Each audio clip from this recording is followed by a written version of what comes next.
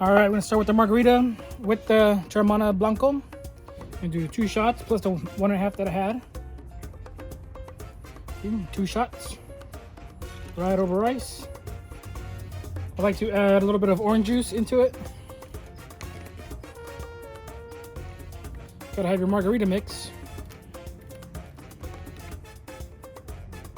Now, just because we don't have enough alcohol, I like to come back with the White Claw natural lime here. Add a little bit of that, top it off. A little bit of salt, just for extra flavor. I don't have any Hawaiian salt, which is pretty good. Then I'm gonna squeeze in some fresh lime into it. A little bird, a little swirl, swirl, swirl. And there we have it, my first ever Teremana Blanco Tequila Margarita, quarantine margarita. That's that, quarantine margarita.